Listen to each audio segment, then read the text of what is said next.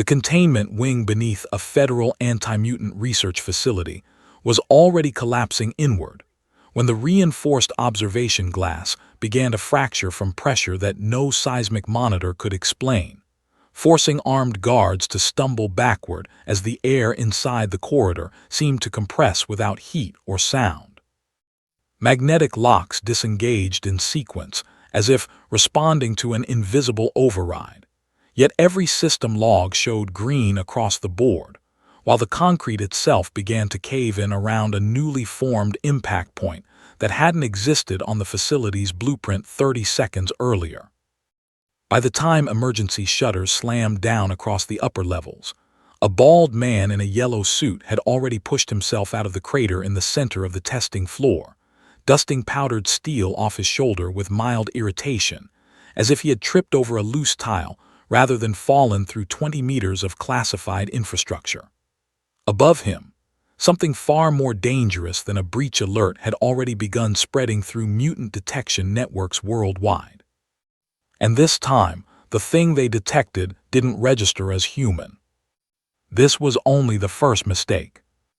If you think the X-Men can simply classify what just entered their world, you're already missing the point. So subscribe now and stay with this carefully, because the moment mutants try to define him is the moment everything begins breaking in ways they cannot reverse. The sealed test chamber was supposed to be the safest room in the facility, the one that measured everything the public could never know and recorded it for people who believed knowledge was a substitute for control. And yet the floor itself folded inward with the slow politeness of something making room for an unexpected guest. Guards shouted into comms that had begun registering phantom interference and magnetic locks disengaged, as if they had been told not to bother, while watch sensors recorded a pressure differential that later analysts would call impossible, because nothing in the logs suggested an external force had approached the building. In the center of the breach, where reinforced concrete had surrendered to a single, perfectly round impact, a bald man in a yellow suit pushed himself upright, brushed a bit of dust from his shoulder, and looked around with the detached curiosity of someone who had stepped out of a grocery store rather than punched through 20 meters of classified infrastructure. Word moved faster than the facility's alarms. Within minutes, X-streams and mutant detection arrays that threaded through Xavier Institute and government black sites lit up with anomaly flags, and Professor Charles Xavier was already on a secure feed before the brass had finished composing an official brief. He didn't speak immediately. He listened to the feeds in a way that had made him an institution, parsing telemetry, vocal reports, and telemetric noise while he weighted the risk in a voice only his inner circle would hear. Then he extended a probe, not an aggressive intrusion but a question delivered in the only way he had ever reached people heartfelt or hidden. And his telepathy met nothing the way a radio meets dead air, a blank that suggested either perfect shield or the absence of networked mind altogether. That blank registered as a threat faster than it should have, because for Xavier there was a protocol: reach, read, classify, advise. The failure to read was a failure of taxonomy, and in a world where classification determines policy, a failure becomes a problem worthy of preemption. News feeds linked to the site began leaking redacted footage within the hour, and the rumor mill that fed mutant and human politics alike converted a single photograph of a bald man standing in a crater into 1,000 interpretations before anyone had the patience to verify one of them. In that roar of speculation, quiet dangers grew teeth. The Department of Mutant Affairs convened emergency council, and a classified memo that had been prepared for contingency now wore a stamp that demanded immediate action. Eric Laneshare, Magneto, watched the feeds from a Quinjet above the city and felt an old, familiar unease that was not fear so much as a preemptive alignment of caution, because he had lived long enough to see how fragile the balance between human governance and mutant survival really was. He did not know what the man was, but he understood the threat of the unknown, An entity that did not fit the categories he had relied on for survival threatened to be weaponized by those who feared what they could not own. Magneto directed the jet toward the facility without fanfare, not to greet or to parley, but to position, because his first obligation was to measure whether this arrival would be permitted to be turned into leverage against his people. Back on the ground, the X-Men mobilized in a way that reflected their differences as much as their common purpose. Cyclops cut static across secure channels with orders to hold non-lethal posture, and Jean Grey pushed for a patient approach that would let Xavier attempt contact again through layered, empathic signals rather than invasive probes. Wolverine, impatient and pragmatic, preferred to see steel and movement directed at the man until the answers were forced out of him, his claws unsheathed reflexively in the background of a conversation meant to be civil. The debate was not about brute force versus mercy so much as it was about risk tolerance, and each decision carried weight because one misstep would hand governments on both sides of the argument the narrative they wanted. Inside the crater, Saitama observed the flurry the way someone glances at a complicated checkout line and chooses a simpler register. He accepted a paper cup of water from a trembling technician without ceremony and allowed medics to check him for injuries he did not possess. He did not ask for asylum. He did not assert identity, and he made no attempt to join an ideological cause that had been burning for generations. His demeanor, plotting convenience, bored curiosity, and a readiness to solve minor practical problems, was precisely the behavior that made him dangerous to institutions because it resisted categorization. Sensors that could not resolve motive read only that he registered outside expected signatures, and that his presence coincided with a rupture in systems designed to control access. When Xavier tried again, this time layering phonemic prompts beneath telepathic touch to suggest safety and request cooperation, his mind slid against a wall that had no texture. He felt the absence more than the refusal. There was no hostility, no closed door beyond which mind shouted back, simply a quiet absence of the channels he used to reach other hearts. He pulled back with a gravity that contradicted his public calm, aware that if he could not read the man, he could not advise his government friends or his own students on how to proceed. That cognitive null created a policy vacuum that the department filled with directives: classify, contain, and if necessary, capture. The capture option was the moment the scene turned from localized incident to irreversible escalation, because it triggered clauses in national security playbooks that were never meant to sit dormant in a democracy. The minister signed a curt order authorizing deployment of Black Ops containment teams and activated Project Sentinel Review, language intended to keep options open and eyes away from oversight. Once the machinery of state moves from advisory to authorization, it rarely retreats. The authorization sent a pulse through allied agencies, professional militaries, and private contractors who had longed for a mandate to mobilize the technologies they had been building in quiet. Magneto's arrival overhead changed the optics without changing the mechanics. His presence signaled to governments that mutants were watching, and that their response would be watched in turn, which tightened an already fragile chain of command into something brittle. He moved cautiously, directing an initial probe to test whether the man was magnetic in any way that might explain the power to breach containment, and the test returned negative, which to Magneto confirmed only what he had feared, that the anomaly was not one of their natural variants and might therefore be categorized by others as a weapon against them.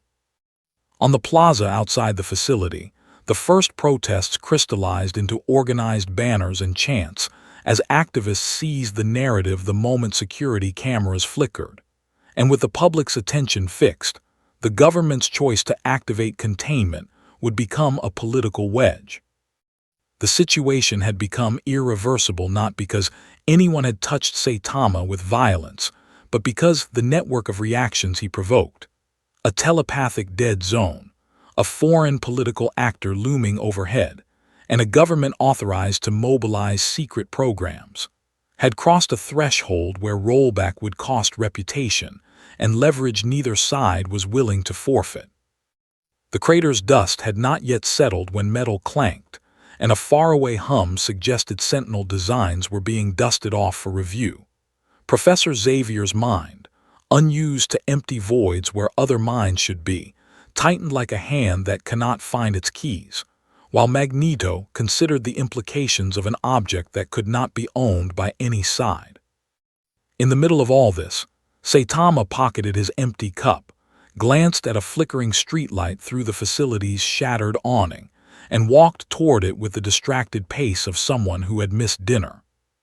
By the time Saitama reached the edge of the collapsed observation wing and stepped out beneath the facility's emergency floodlights, the X-Men had already formed a perimeter that was less about force and more about optics, because they understood that every camera trained on this site would interpret their posture as a statement. Cyclops kept his visor lowered without engaging, positioning himself between the anomaly and a line of medics who were still evacuating personnel from the lower levels.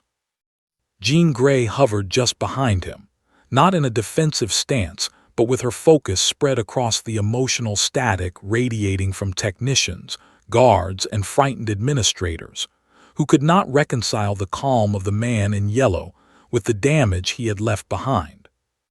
Professor Xavier's voice carried over the team's private channel with the careful neutrality of someone who had run out of reliable tools, and he instructed them to treat the subject as cognitively anomalous until proven otherwise. He had tried twice now to reach Saitama, and had found no purchase for empathy or suggestion, no doorway through which to pass reassurance or request compliance, and that failure altered the team's approach from conversational to observational. Wolverine muttered his disapproval at a distance, claws still sheathed but his posture angled in a way that suggested he did not intend to let the man pass without testing the limits of whatever he was. Saitama, meanwhile, paused beneath the floodlight to examine a bent railing that blocked the simplest route toward the facility's outer gate, and when he lifted it aside with the absent-minded care of someone tidying a cluttered hallway, the gesture translated into a torque that snapped its mounting bolts and sent the far end skidding across wet concrete. The skid struck a mobile generator that had been powering evacuation lamps, and the resulting jolt dimmed a corridor where responders were still guiding civilians toward safety. Cyclops read the sequence as escalation, not because the action was hostile, but because its consequence had immediate operational impact. He raised a hand to signal caution and addressed Saitama in a tone meant to bridge rather than command, explaining that the exit ahead was unstable and that remaining within the marked lanes would minimize risk to bystanders. Saitama listened with mild interest, then glanced toward a service door that appeared closer to the street, as if weighing convenience against instruction. Jean reached for the emotional temperature of the moment and found only the surrounding anxiety, nothing that mapped onto the man's internal state, which remained frustratingly opaque. Outside the perimeter, Magneto lowered the Quinjet into a holding pattern that allowed him to observe without committing, his gaze fixed on the interplay between mutant restraint and government impatience.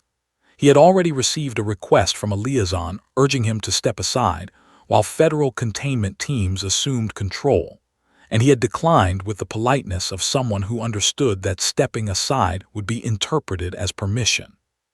To him, the anomaly represented a new variable in a war of narratives, one that could be exploited by humans who would frame any mutant response as aggression. The government teams arrived with non-lethal containment rigs that hummed with promise and legal cover, and their presence tightened Cyclops, just because he knew how quickly a cooperative scene could sour under bureaucratic urgency. The rigs were designed to dampen kinetic output within a defined radius, a technology developed for riot control and adapted for metahuman encounters, and they were wheeled into position with a choreography that suggested long rehearsal. Xavier urged patience through the channel, reminding his students that misunderstanding would be read as malice in the current climate. Saitama stepped toward the service door to avoid a patch of standing water, and the containment rig's field engaged automatically as he crossed its threshold. The air thickened with a subtle resistance that would have slowed most enhanced subjects, yet in this case, it merely translated his casual motion into a pressure differential that bowed the door inward before he even touched it. The door's hinges failed in sequence, and the panel slid into a stack of crates that toppled into a wall-mounted fire suppressant system, triggering a cascade of foam that flooded the corridor beyond. Jean moved to assist responders now navigating knee-deep suppressant, while Cyclops signaled for the rigs to disengage before further unintended consequences could propagate. The operators hesitated, bound by a protocol that required supervisory approval, and in that delay, the foam reached a junction box that powered the facility's external cameras. The feeds winked out one by one, replaced by static that would later be interpreted as deliberate sabotage by commentators eager for a villain. Magneto noted the blackout with a narrowing of his eyes, aware that perception often mattered more than physics, and he extended a tentative probe of the metal framework around the anomaly, testing for leverage that might grant him influence without confrontation.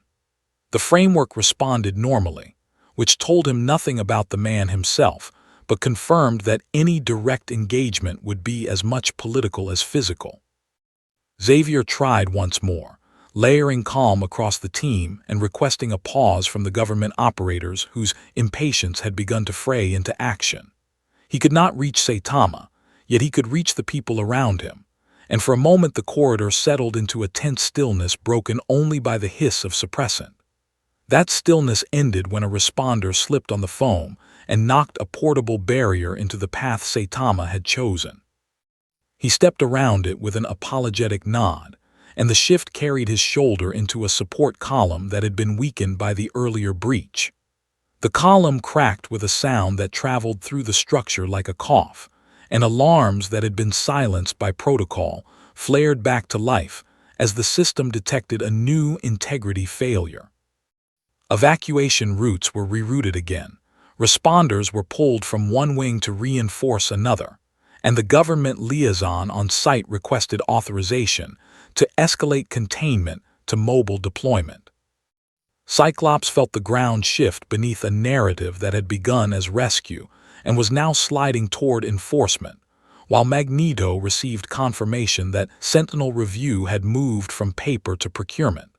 The X-Men had come to respond. They were now being asked to endorse. In the corridor, foam continued to rise around Saitama's boots as he looked for a clearer path to the street. The moment Sentinel Procurement moved from theoretical review into budgeted allocation, the situation escaped the control of anyone who still believed this was a localized mutant incident, because Sentinel programs were never activated for the sake of convenience.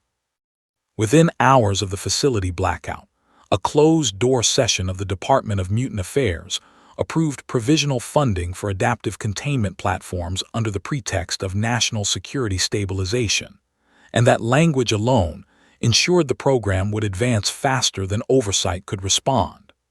What had begun as an anomaly detection event was now being reframed as a strategic vulnerability, and in bureaucratic systems, vulnerability demanded a tool.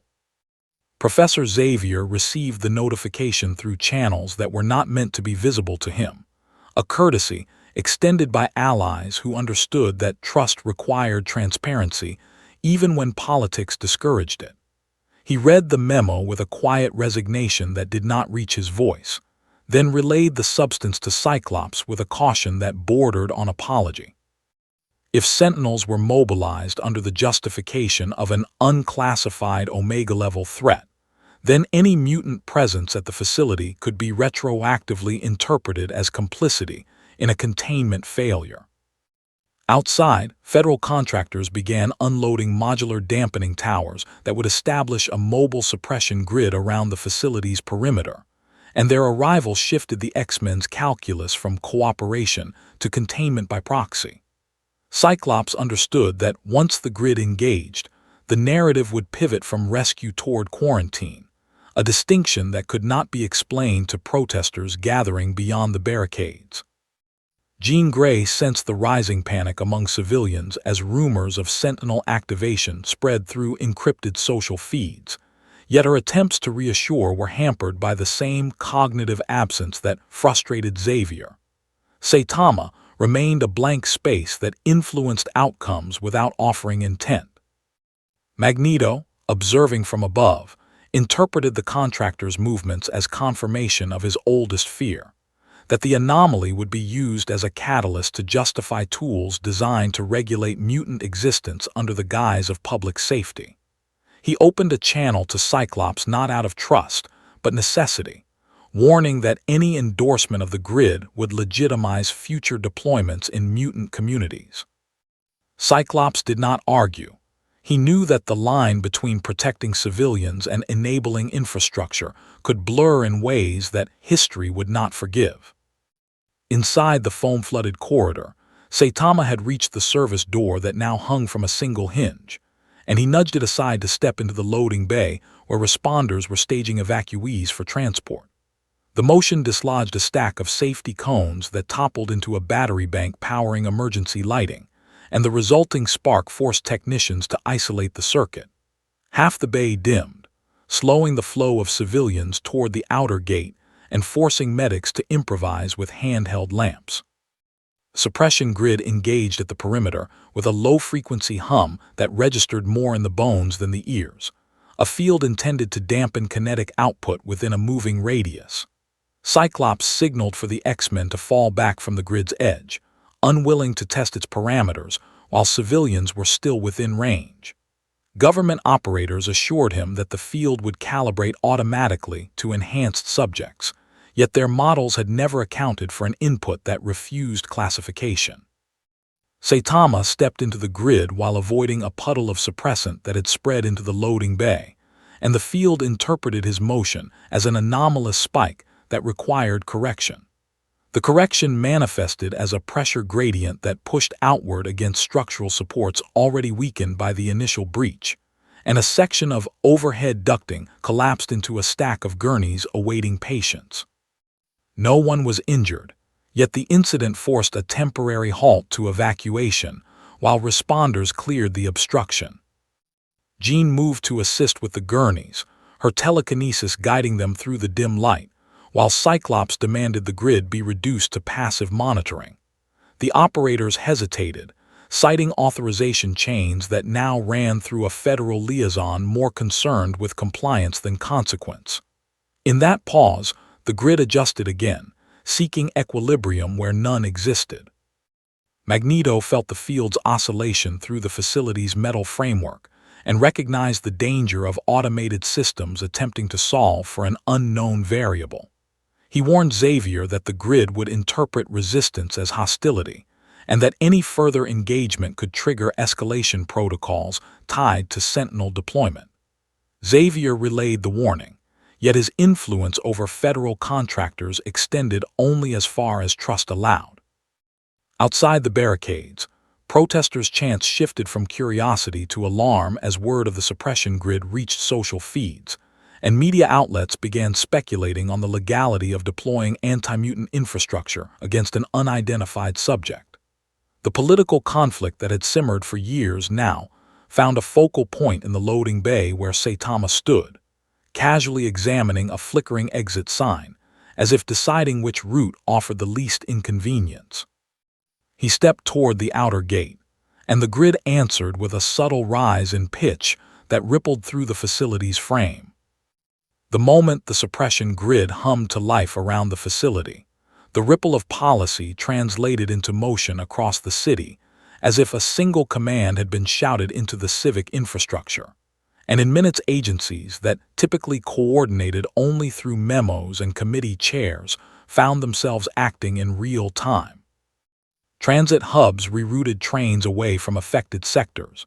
Phone carriers pushed emergency alerts with thinly veiled advisories about staying clear of specific precincts, and city managers who had not been briefed on federal contingencies scrambled to reconcile mayoral directives with sealed orders from national offices. News vans converged along barricades while protesters who had only minutes earlier chanted for transparency now shouted about militarization. And the atmosphere shifted from curiosity to tension, because the public could see containment move from a place to a posture. Professor Xavier watched the feeds with a patience that had become practice over decades, and he used the Institute's channels to broadcast a calm request for cooperation that read as both plea and instruction to his students, because leadership now required more than telepathic reach. It required a visible stance that could shape public perception. Cyclops coordinated escorts to keep ambulances moving through hard-hit corridors, while Jean Grey focused on the emotional fallout among civilians pushed from their neighborhoods by sudden exclusion zones. And Wolverine, impatient as ever, pressed the team toward clear, decisive action, even as he understood that any misstep would feed talking points that politicians love to weaponize. The X-Men's presence made the scene legible in two competing ways. To some, it signified hope and restraint. To others, it confirmed a pretext for more aggressive regulation. Magneto's reaction came not from a single feed, but from pattern recognition he had honed across conflicts, a cold appraisal of how power consolidates when fear sharpens into legislation. From his vantage above the city, he watched cranes idle and armored trucks reroute through city arteries, and he understood that sentinels in procurement were only one button away from deployment if the narrative shifted toward emergency powers. He contacted a handful of mutant leaders with terse assessments and proposed contingency measures that prioritized civilian safety while preserving mobility, because he knew that a defensive posture that ceded space to fear would cost them far more than a single street could measure. Across the municipal grid, the detection arrays that had first flagged the anomaly at the facility began to cascade false positives as engineers chased readings that blurred the line between sensor noise and systemic interference. And the confusion produced a practical problem. City services that relied on those same networks, fire dispatch, water control, traffic management, started to stagger under conflicting inputs. A dispatch center rerouted an engine to a blaze that sensors indicated was near the quarantine perimeter, only to find the route blocked by military vehicles enforcing an exclusion zone, and that delay turned containment into calculus, where lives and protocols were weighed simultaneously. The city's infrastructure had not been designed to be regulated by secrecy and visibility at once, and the friction revealed structural fragility that could not be remedied with a single authorization. Federal contractors who arrived with modular dampening towers now set up at strategic cross-sections across the borough, their deployments calibrated to respond to hypothetical enhanced subjects rather than the messy realities of neighborhoods, and their presence produced a political aftershock that rippled through town halls and social feeds. Activists who had hoped to keep the conversation about rights and safety found their platforms co-opted by security narratives that painted any dissent as a risk to public order, and the result was a polarized public response that hardened positions instead of creating consensus. Local business owners, forced to close under evacuation orders, filed emergency petitions while families sought shelter options, and the human cost of a containment designed for convenience began to appear in census data before anyone had the chance to argue the ethics. Inside the Institute's war room, Xavier convened a rapid advisory that mixed legal counsel with tactical assessment because the problem had outgrown immediate rescue. It required strategy for a contest that could go national. Jean Grey proposed reaching out to allied centers of mutant activism to coordinate information campaigns aimed at preventing panic-driven escalation, while Cyclops recommended a visible partnership with emergency services to demonstrate the X-Men were not a separate security apparatus, but a civic resource. Wolverine, blunt and effective, wanted to secure the perimeter physically and push the anomaly to a controlled transit point, but Xavier reminded him that classification, not force, had become the vessel that carried policy now, and policy favored tools with signatures and stock numbers. The revelation that shifted the city's posture arrived in the form of a freight manifest leaked to a local reporter. Crates stamped with a familiar defense contractor's mark were scheduled for silent delivery to a secured staging area within the next 24 hours, and the implication that pre-authorized hardware might soon be rolling through city streets turned strategy into emergency politics. Suddenly, the issue was no longer whether the anomaly could be contained, but whether the event was being used to accelerate programs that would remain once the crisis passed. That change altered the conflict's nature, because the X-Men could no longer frame their role as a mediator between a single subject and a single agency. They were now a check on a much larger, irreversible escalation with legal, social, and technological arms. In reaction, Magneto ordered a discreet mobilization of allies to monitor vehicle movements and establish protective corridors for civilians whose lives were being rerouted by emergency mandates, not out of a desire to provoke conflict, but because his history taught him that silence in the face of consolidation invites permanence. Cyclops authorized teams to liaise with sympathetic city officials and to escort humanitarian convoys, balancing the Institute's moral posture with practical moves that would blunt the narrative that mutants were either the cause or the solution. Jean organized outreach through the Institute's medical teams to provide care where evacuation had created gaps, turning quiet competence into a counter-narrative that the public could trust. Meanwhile, the Department of Mutant Affairs framed the leak as disinformation and accelerated procurement approvals under emergency clauses, and the legal machinery that could have forced a public debate instead operated under exemptions written for crises. The city's mayor attempted to convene an open council hearing, but national security language rerouted authority, and the hearing dissolved into confidential briefings for select representatives. The practical consequence was irreversible. Once the government had justified rolling out specialized containment hardware under an emergency, retraction would require an admission of misjudgment no political office wanted to make. On the plaza where the facility's breach had begun, Saitama finished adjusting a fallen street lamp with the absent-minded care of someone who had been on a long walk and preferred well-lit routes, and his action sent a small, harmless shock through a temporary power grid that flicked a sequence of lights into life along a corridor that had been dark minutes earlier. People noticed the lights, and for a moment hope threaded through the tension, but that small humanizing gesture carried a consequence the machinery could not ignore. The anomaly had moved through the city and left effects that were not aggressive but undeniably irreversible in the way networks were now rewired to respond to him. The day closed with mobile units lining major arteries and contractors checking deployment feeds, while Xavier's team readied legal challenges and humanitarian corridors, and the city slept unevenly under evacuation advisories that had become standing orders in some neighborhoods. The conflict had expanded beyond a single facility and become a test of governance, technology, and public trust, and with procurement now authorized and movement redirected, the shape of the next phase was already flying toward the city on low, silent rotor blades.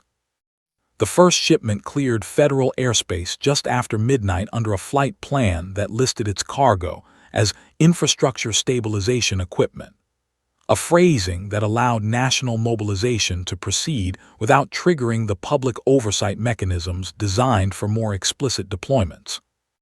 In practice, the crates contained adaptive containment pylons calibrated for enhanced subjects whose kinetic output could be dampened through overlapping fields, and the decision to move them into a civilian metropolis marked a transition from advisory response into operational posture.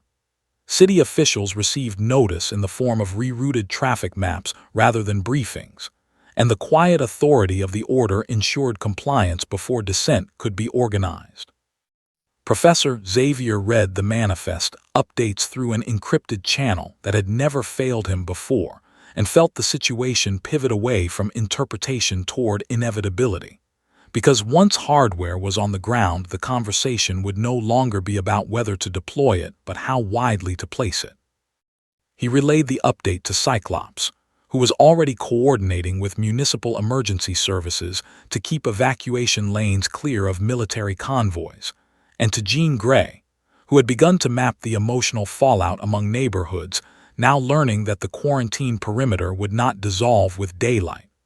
Wolverine listened without comment, his attention fixed on the simple truth that tools built for suppression rarely retired themselves. Magneto interpreted the airlift as confirmation that the anomaly had become a pretext rather than a problem, and he moved from observation to preparation, with the decisiveness of someone who had watched rights erode under emergency clauses before. He contacted allies across the state to establish safe transit corridors for mutants whose communities now sat beneath the same deployment routes, not because he expected immediate confrontation, but because he knew that permanence arrives disguised as prudence. His public statement that followed was measured to avoid inflaming panic, yet it warned that any infrastructure erected under crisis would be remembered long after the crisis passed. Across the river, a staging ground that had been cleared for disaster response now hosted a line of transport trucks carrying pylons whose housings hummed with standby power, and federal technicians began assembling a lattice that would extend the suppression grid beyond the facility's perimeter.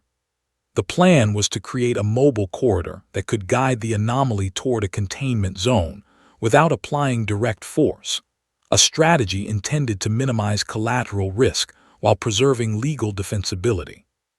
Cyclops argued through liaison channels that civilian routes must remain open, yet the technicians' schedules were written in ink rather than pencil. Saitama, having found a quieter street that offered fewer puddles and less foam from earlier suppressants, walked along the edge of a barricaded avenue where streetlights had been restored by emergency crews. He paused to let an ambulance pass, stepping onto a curb whose concrete had been undercut by utility adjustments made hours earlier.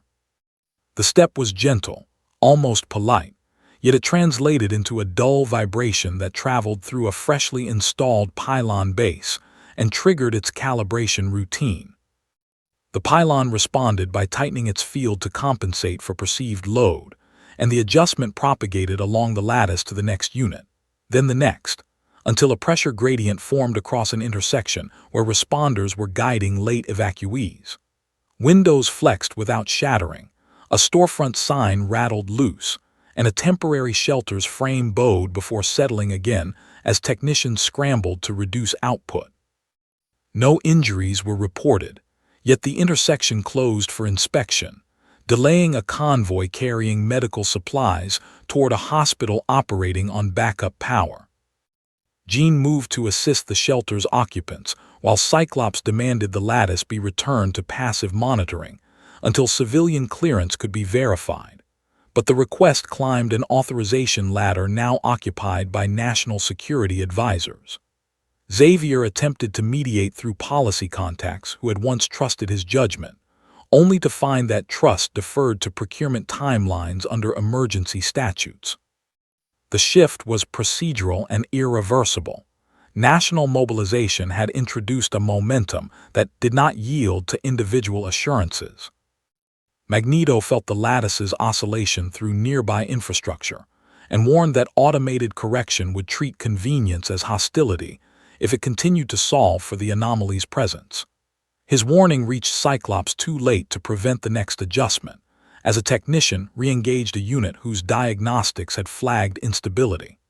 The resulting correction tightened the corridor by a fraction, guiding Saitama toward an open plaza that had been cleared earlier for staging. He followed the path without comment, more because it was dry than because it was marked, and the lattice hummed in approval as if convenience had finally aligned with compliance. Naval assets offshore shifted their patrol patterns to account for the expanding grid, and an early warning platform updated its threat matrix to include a moving zone of dampened output. The city slept under a posture that no longer belonged to it alone, and with pylons rising along its arteries, The next phase of mobilization had already begun to redraw the map. By sunrise, the adaptive pylons had been integrated into a moving lattice that extended well beyond the facility's original perimeter. And with that integration came the formalization of rules of use that would govern how national assets interacted with an anomaly no one could classify. The directive, circulated through defense channels and copied to municipal leadership with key passages redacted, permitted environmental sacrifice in service of civilian safety, provided that direct force against the subject remained a last resort. In practice, this meant roads could be raised or lowered through mobile terrain units, power could be rerouted from non-essential grids, and transit corridors could be collapsed if the lattice required a cleaner path. Cyclops read the rules with a tightening expression that betrayed his understanding of how language becomes precedent, because temporary sacrifice has a way of outlasting emergencies when hardware is already in place. He relayed the summary to Jean Grey and Wolverine, while maintaining liaison with emergency services whose routes now depended on federal approval, and he requested a civilian-first calibration that would prioritize evacuation over grid efficiency.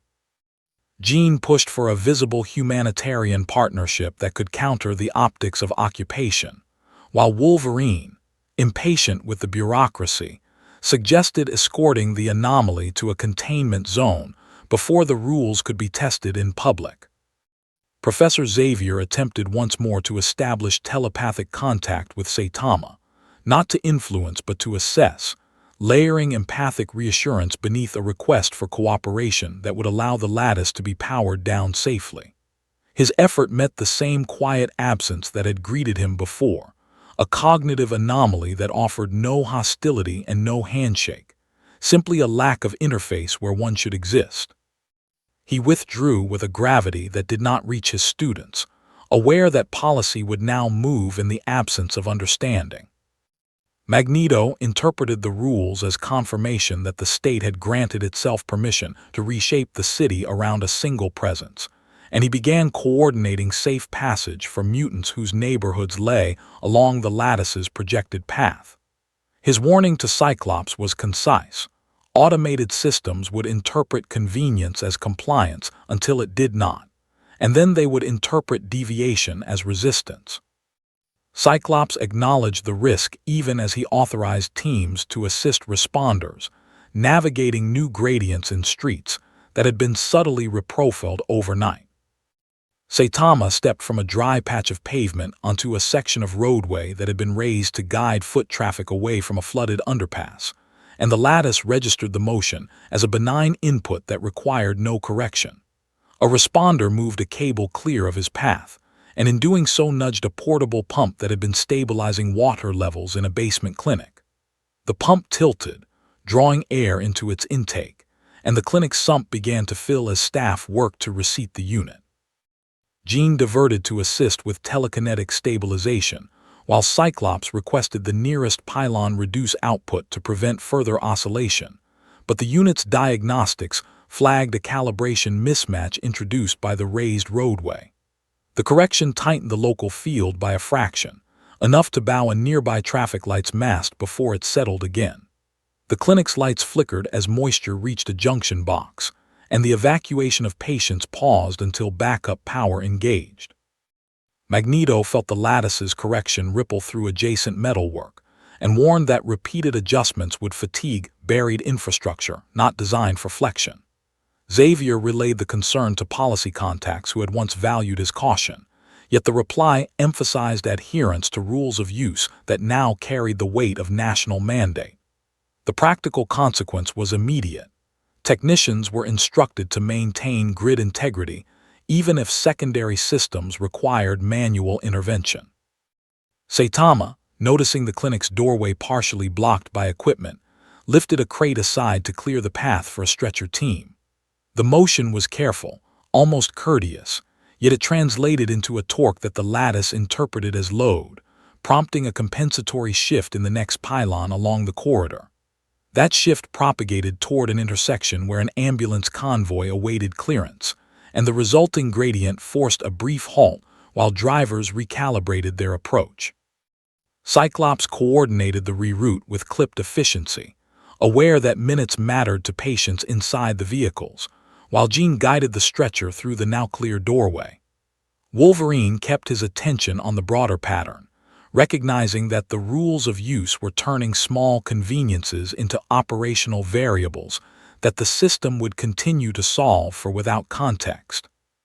Naval patrols offshore adjusted to the expanding lattice footprint, and a federal liaison updated Cyclops that Sentinel staging had advanced to readiness without activation.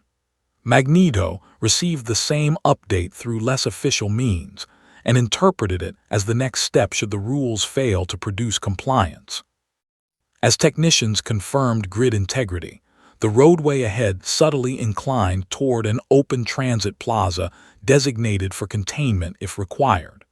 Saitama followed the grade because it offered the least resistance to wet boots, and the lattice hummed in quiet approval as it prepared for the next correction. By mid-morning, the adaptive lattice had extended far enough beyond the original facility that its presence could be felt in neighborhoods that had never agreed to be part of an emergency perimeter, and the rules of use began to meet their first meaningful test.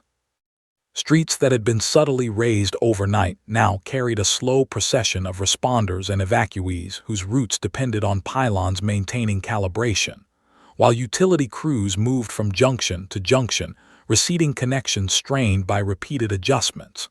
The threshold between guidance and resistance was not marked by confrontation, but by inconvenience, the moment when the system's preferred path diverged from the one Saitama found easiest. Cyclops tracked the divergence on a live map that displayed grade changes and field intensities in muted color, and he directed a wing of the team to keep civilian corridors open as federal technicians debated whether to tighten the lattice along the transit plaza. Jean Grey monitored the emotional tenor of a crowd that had gathered at a safe remove, sensing fear harden into suspicion as evacuation notices extended into a second day. Wolverine, positioned at the plaza's edge, watched the pylons, status lights flicker through calibration cycles, and wondered how long before automated correction mistook a simple step for defiance.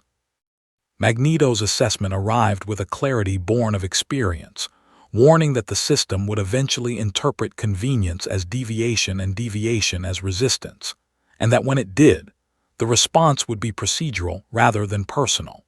He had begun coordinating protective corridors for mutants whose homes lay within the lattice's footprint, not because he expected violence, but because he understood that once thresholds were crossed, reversals required admissions no agency would make. Xavier relayed the warning through liaison channels, yet the reply emphasized adherence to mandate and preservation of grid integrity. Saitama, following a path that avoided the deepest puddles left by overnight rain, stepped off a raised section of roadway to bypass a stack of equipment awaiting transport. The motion carried him toward the edge of a calibrated zone where the lattice had been thinned to preserve a pedestrian route, and the nearest pylon responded by tightening its field to maintain continuity. The adjustment propagated to adjacent units, forming a pressure gradient that bowed the frame of a temporary shelter without collapsing it. Responders moved to steady the shelter as Cyclops requested a reduction in output, aware that the convoy scheduled to pass through the intersection could not afford another delay. Technicians hesitated, citing diagnostics that flagged instability if the field were relaxed at that moment, and in that hesitation, the gradient reached a junction where water mains had been rerouted the night before. A valve shuddered and sealed prematurely, diverting pressure toward a fire suppression line feeding a hospital annex.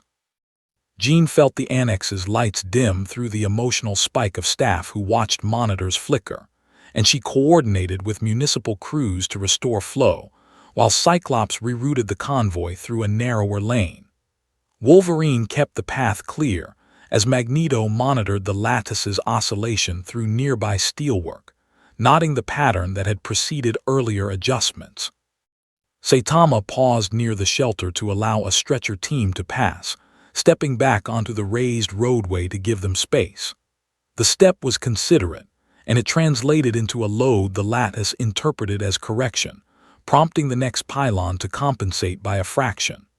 That fraction traveled toward the transit plaza where a portable communications mast had been erected to coordinate evacuations, and the mast swayed before settling. Cyclops coordinated a manual stabilization while technicians debated whether to escalate to mobile terrain units, and Xavier attempted to mediate through policy contacts who now deferred to procedural thresholds. The resistance threshold had not been declared publicly, yet within the command structure, it had been crossed the moment the system's preferred path diverged from Saitama's convenience. Naval patrols offshore adjusted to the lattice's new footprint, and a federal liaison confirmed that Sentinel platforms were powered but not yet deployed. Magneto received the same update and began moving allies to observe staging grounds, unwilling to trust readiness that came without transparency. As the shelter's frame was secured and the annex's lights returned, the roadway ahead subtly inclined toward the plaza designated for containment. Saitama followed the grade because it offered the least effort, and the lattice prepared its next correction.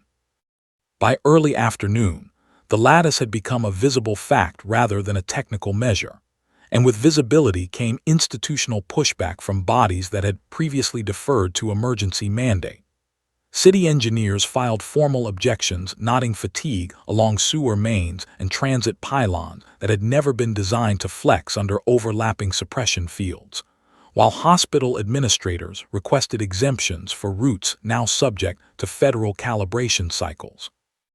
The Department of Mutant Affairs acknowledged the petitions and replied with procedural language that emphasized the primacy of civilian safety as defined by national security advisors. Cyclops watched the objections accumulate across liaison feeds and recognized the moment when governance begins to fracture under competing jurisdictions, because the X-Men were now mediating between agencies that answered to different mandates. Jean Grey focused on the annex where power fluctuations had unsettled patience, guiding staff through reassurance even as she tracked the emotional undertow of neighborhoods living beneath evacuation advisories.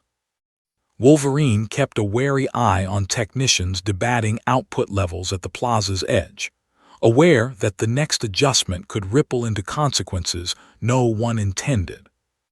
Magneto interpreted the pushback as a sign that the state's narrative was beginning to outpace its infrastructure, and he coordinated legal observers to document deployments that affected mutant districts without consultation. His warning to Xavier was measured but firm. Institutional patience erodes quickly when emergency tools begin to resemble permanent fixtures. Xavier relayed the concern through policy channels that now prioritized adherence to rules of use over discretionary relief. Saitama approached the transit plaza along a gently inclined roadway that had been reprofiled to guide foot traffic away from flooded underpasses, and he stepped around a coiled hose to avoid wetting his boots. The motion carried him closer to a pylon whose diagnostics had flagged minor drift, and the unit compensated by tightening its field to maintain continuity with the lattice. The adjustment bowed a nearby traffic signal mast before it settled, prompting technicians to request a temporary reduction. Cyclops supported the request, citing a scheduled convoy of medical supplies that required an unobstructed pass, yet the authorization chain deferred action until Sentinel readiness could be confirmed as a fallback. In the delay, runoff from an earlier rain pooled against a curb that had been raised overnight, and a responder moved a pump to redirect it. The pump's housing brushed the pylon base, introducing a vibration the lattice interpreted as load. The nearest unit corrected by a fraction, and the correction propagated toward a communications trailer coordinating evacuations on the south side. Antennas wavered, then steadied, as operators scrambled to maintain signal integrity for routes already strained by rerouting. Jean redirected a team to assist, while Wolverine cleared the lane for the approaching convoy. Magneto felt the oscillation through adjacent metalwork, and warned that repeated micro-adjustments would fatigue joints in buried infrastructure, yet technicians maintained output to preserve grid integrity. Xavier attempted to broker a compromise that would prioritize hospital routes, but the reply emphasized procedural thresholds that had been crossed earlier in the day. Saitama paused to allow the convoy to pass, stepping onto a dry section of plaza stone where emergency lights reflected in shallow puddles. The step translated into a load that the lattice interpreted as deviation from the calibrated path, prompting the next pylon to compensate by lowering output along the opposite edge. The adjustment eased pressure near the traffic mast, but introduced a gradient toward a shelter housing evacuees. Responders moved to stabilize the shelter as Cyclops requested a staggered reduction in the plaza's field, aware that institutional pushback would only intensify if civilians were affected. Technicians complied with a limited cycle, and the gradient eased without triggering further alerts. Naval patrols offshore updated their threat matrix to reflect the expanded footprint, and a federal liaison confirmed that Sentinel platforms remained on standby. Magneto directed observers toward staging grounds, unwilling to accept readiness as reassurance. As the convoy cleared the plaza and the shelter steadied, the roadway ahead leveled toward a containment zone marked on federal maps. Saitama followed the path because it was dry, and the lattice adjusted in quiet anticipation. Sensors that had been tuned to flag mutant signatures in broad strokes suddenly began producing a different kind of alarm, not for power levels or emission spectra, but for a classification anomaly that tripped every heuristic the department used to mark a subject as omega level. The analytics stack, fed by facility telemetry, national databases, and private contractor AI, generated a single red flag that swept through secure channels like a contagion. An unclassified, unmodeled input matching none of their known profiles, and a downstream rule that treated any unclassifiable entity as an omega-level risk by default. That rule existed precisely because agencies preferred a blunt, actionable label to ambiguity, and once the label attached to the bald man in a yellow suit, policy chains that were normally slow moved with the speed of authority. Professor Charles Xavier reached for the thread of the classification with the same methodical patience he had used his whole life, attempting once again to bridge the unknown not by force but by presence, and his effort met the same blank that had frustrated him earlier. There was no psychic pattern for him to read, only absence where mind should have been. Professor Charles Xavier reported the null to his inner circle and insisted that absence did not equal hostility, but his caution was drowned by automated feeds that now demanded immediate mitigation. The analytics had a rule: omega level equals escalation, and escalation had in turn triggered procurement protocols, and a recommendation that the federal liaison elevate posture to pre-deployment for countermeasures historically reserved for planetary threats. From a Quinjet over the city, Eric Laneshare watched the feeds and understood immediately the political gravity of a single misread. Because once a system decides something is omega, it becomes a legal and military problem rather than a scientific curiosity.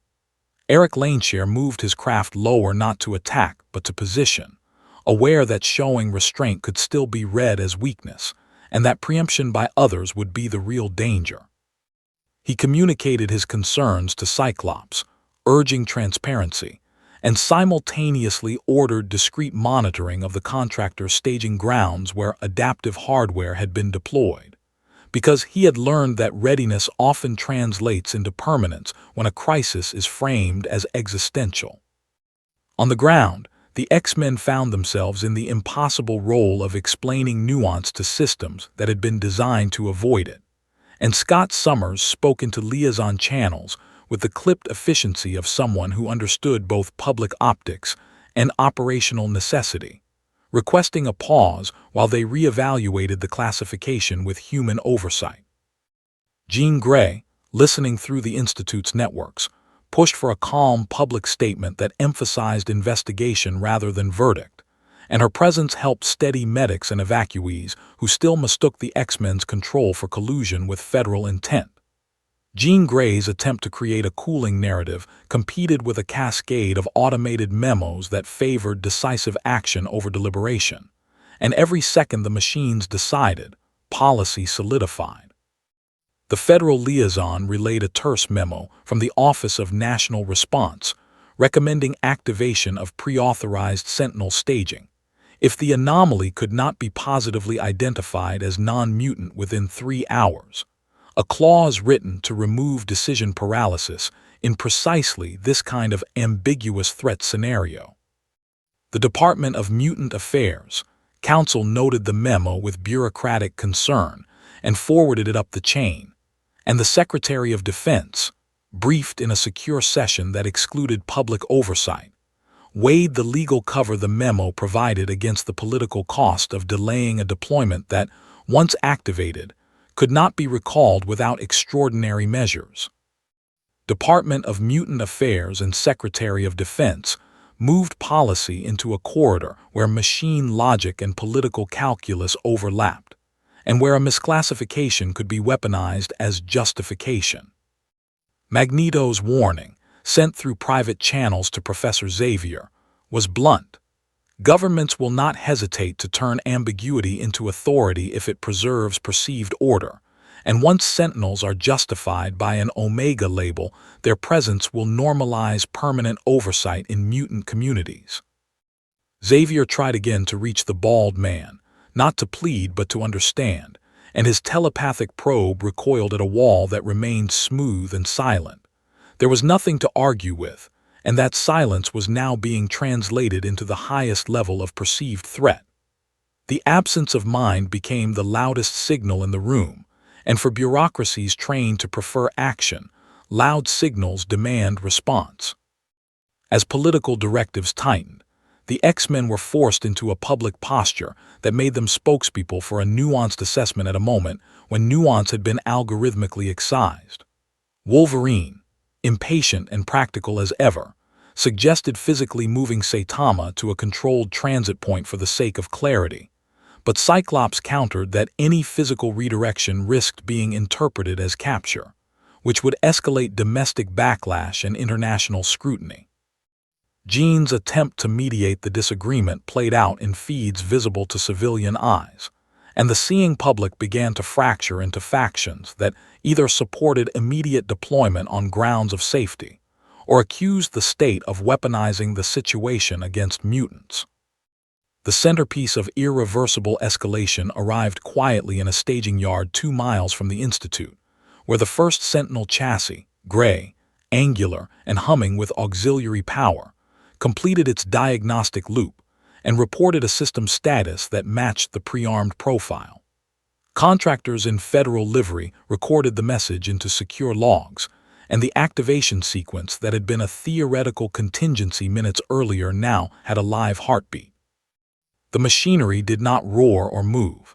It simply became an inevitability, a presence that existed whether the public consented or not.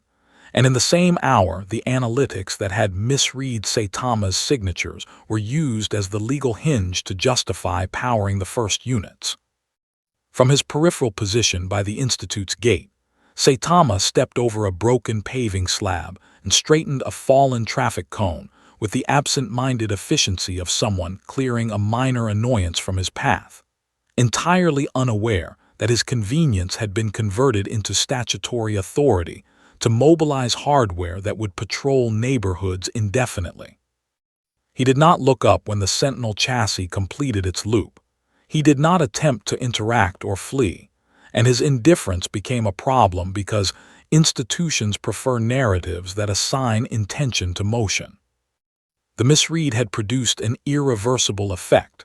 Once Sentinels reached operational status under a rationale anchored to an Omega classification, their future deployment would no longer be a matter of debate, but of protocol, and dislodging them would require dismantling the legal and technological scaffolding that had been erected in a single, panicked afternoon. The X-Men could argue and protest. Professor Xavier could speak to senators and council ministers, and Magneto could mobilize observers. But the machine had woken, and a chassis with a powered heartbeat was already rolling toward the city gates. The Sentinel chassis did not step onto city pavement with the theatrical menace people expected from defense contractors' worst ideas, because its activation had been designed to feel procedural rather than aggressive, a presence that could be justified as infrastructure rather than invasion. Its systems came online in a sequence that mirrored the analytics which had misclassified Saitama as an omega-level anomaly. And once the final diagnostic loop closed, the authorization chain moved from staging to field readiness without convening a public hearing.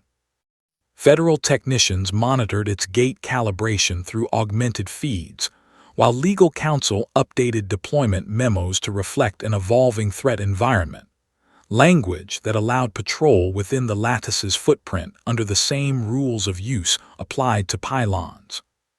Cyclops received the update through liaison channels that had grown more crowded by the hour, and he understood immediately that Sentinel activation changed the narrative from containment of an incident to management of a condition. He ordered the X-Men to maintain a visible humanitarian posture near evacuation corridors, hoping that public trust might buffer the optics of a machine now patrolling streets that had never consented to its presence. Jean Grey moved to reinforce a shelter where residents had begun to gather in protest. Her focus split between reassurance and the practical need to keep lanes clear for medical transport. Professor Xavier attempted once more to intercede with policy contacts who had once valued his counsel, explaining that the Omega misread stemmed from an inability to assess Saitama telepathically, rather than from any demonstrable hostility. The reply emphasized adherence to emergency mandate and preservation of grid integrity, noting that Sentinel patrol would remain passive unless deviation from calibrated paths required intervention. The language was careful enough to sound temporary and firm enough to resist challenge. Magneto watched the first unit enter the lattice's outer corridor and felt the shift from theory to permanence that hardware always brings, because a deployed system acquires constituencies that argue for its necessity. He contacted Cyclops with a warning that passive patrols have a way of expanding their definition of intervention once thresholds are crossed, and he began moving observers toward staging ground to document routes that intersected mutant districts. The political conflict that had simmered for years now had a steel silhouette to focus it. Saitama stepped off a raised curb to avoid a puddle left by overnight rain, and the lattice registered the motion as benign while the Sentinel's sensors attempted to reconcile a target that produced no readable signature. Its threat matrix defaulted to the Omega classification already attached to the analytics, and it adjusted its patrol vector by a fraction to maintain proximity without direct engagement. The adjustment brought it closer to a communications trailer coordinating evacuations, prompting operators to request additional clearance. Cyclops relayed the request through the liaison, arguing that proximity to civilian infrastructure increased risk of misinterpretation. Yet the authorization chain now ran through national security advisors prioritizing grid integrity. The Sentinel's presence introduced a new variable into the lattice's calibration routines, and technicians noted minor oscillations along pylons that had been stable minutes earlier. Jean diverted a team to assist a responder, who stumbled near the trailer as signal strength dipped. Magneto felt the oscillation through adjacent metalwork and warned that repeated micro-adjustments would fatigue joints in buried infrastructure not designed for flexion. Xavier forwarded the concern to policy contacts, who responded with a recommendation to maintain patrol at reduced speed until Sentinel output could be harmonized with the lattice. Saitama paused to let an ambulance pass, stepping onto a dry section of plaza stone where emergency lights reflected in shallow water. The motion translated into a load the lattice interpreted as correction, and the Sentinel's sensors, unable to read motive, flagged the step as deviation from calibrated path. Its protocols did not authorize force, yet they permitted environmental adjustment to preserve civilian safety. The machine extended a stabilizing field toward a nearby pylon base to prevent further oscillation, and the field's interaction with the lattice produced a pressure gradient that bowed a shelter frame before settling. Responders moved to steady the structure as Cyclops requested a staggered reduction in output across the plaza. Technicians complied with a limited cycle, and the gradient eased without triggering alarms. Naval patrols offshore updated their threat matrix to include Sentinel patrol vectors, and a federal liaison confirmed that additional units remained on standby. Magneto directed observers to document the machine's route, unwilling to accept readiness as reassurance. As the ambulance cleared and the shelter steadied, the roadway ahead leveled toward a containment zone marked on federal maps. Saitama followed the path because it was dry, and the Sentinel adjusted its patrol to match. The second Sentinel unit did not wait for a public briefing before it powered up, and the absence of announcement was itself the announcement, because systems that intend to remain rarely introduce themselves with ceremony. Its activation synced to the same Omega classification that had justified the first, and the deployment memo that followed described the machines as adaptive safety assets, assigned to maintain civilian corridors within the lattice's footprint. With 2 patrol vectors now operating inside the city grid, the emergency perimeter hardened into a line that planners began to draw onto permanent transit maps. Cyclops watched the updated routes populate across liaison feeds and recognized that the conversation had shifted from incident management to boundary maintenance. Because the machines, patrol patterns intersected with neighborhoods that would now live under standing advisories. He directed the X-Men to reinforce humanitarian corridors. Hopping visible assistance might blunt the optics of hardware that residents had never requested.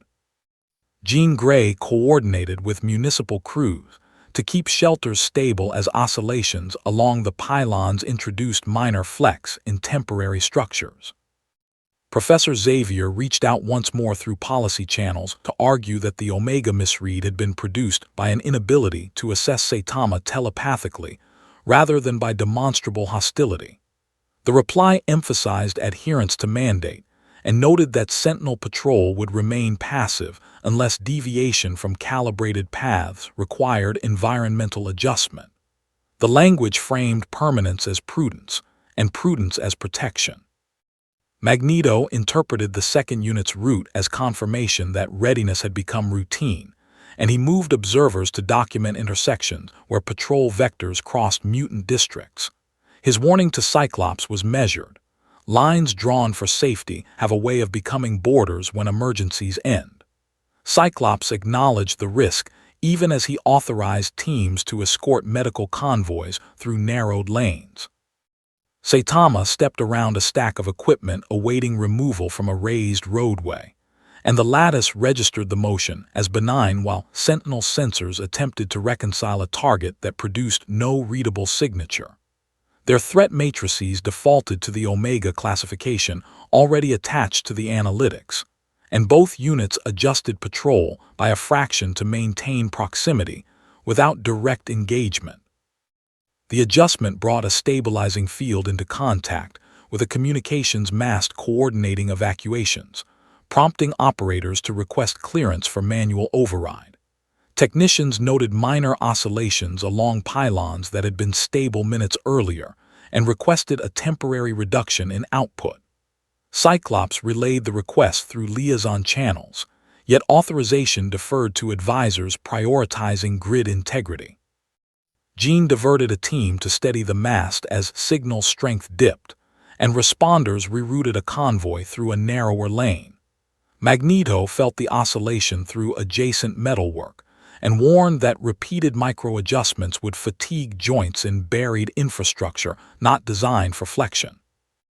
Xavier forwarded the concern to policy contacts, who responded with a recommendation to maintain patrol at reduced speed until Sentinel output could be harmonized with the lattice. Naval patrols offshore updated their matrices to reflect the expanded footprint, and a federal liaison confirmed that additional units remained on standby. As the convoy cleared and the mass steadied, the roadway ahead leveled toward a containment zone marked on federal maps. Saitama followed the path because it was dry, and the patrol vectors adjusted to match. The line had been drawn, and it would not be easily erased. The third Sentinel did not need to be deployed for the change to become permanent, because by the time its chassis completed diagnostics at the staging ground, the patrol routes of the first two had already been written into municipal coordination software as protected corridors. What began as an emergency response had been converted into infrastructure logic, and the lattice that guided Saitama's path now doubled as a standing advisory zone that emergency planners were instructed to preserve until further notice. City engineers received updated schematics that treated the pylons as semi-fixed assets, and transit authorities rerouted night service around patrol vectors that no longer required daily authorization. Cyclops stood at the edge of a humanitarian corridor, watching responders guide late evacuees through a plaza that had once hosted weekend markets, and he understood that the machines had moved the debate from whether to deploy to how to live with deployment. Jean Grey coordinated with municipal crews to stabilize a shelter whose frame had adapted to minor oscillations. Her focus split between reassurance and the practical need to keep medical lanes open. Wolverine kept watch on a sentinel that paused at an intersection not to threaten, but to measure, its sensors still unable to resolve the man in yellow beyond the Omega label assigned by analytics. Professor Xavier addressed policy contacts in a final appeal that emphasized the distinction between telepathic null and demonstrable hostility, yet the reply framed permanence as prudence in an environment where classification had justified readiness. The Omega misread had become a legal hinge, and hinges are not removed without dismantling the doors they support. Xavier withdrew with the knowledge that policy now operated independently of understanding. Magneto moved observers along the patrol vectors to document how routes intersected with mutant districts, his concern less with immediate confrontation than with normalization that would outlast headlines. He relayed to Cyclops that lines drawn for safety tend to become borders when emergencies end, and Cyclops acknowledged the warning even as he authorized escorts for a convoy rerouted by a standing advisory.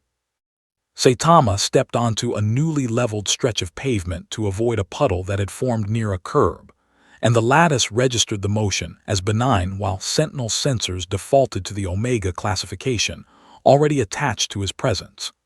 A stabilizing field engaged briefly to maintain grid harmony, bowing a nearby signpost before it settled, and responders moved to steady a temporary barrier that had shifted. Naval patrols offshore updated their matrices to reflect patrol permanence, and a federal liaison confirmed that Sentinel units would remain on passive routes pending review that had no scheduled date.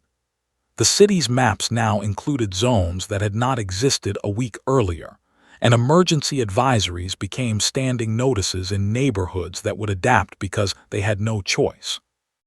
As dusk settled, streetlights along the humanitarian corridor flickered to life in a sequence restored by crews who had learned to work within the lattice's constraints.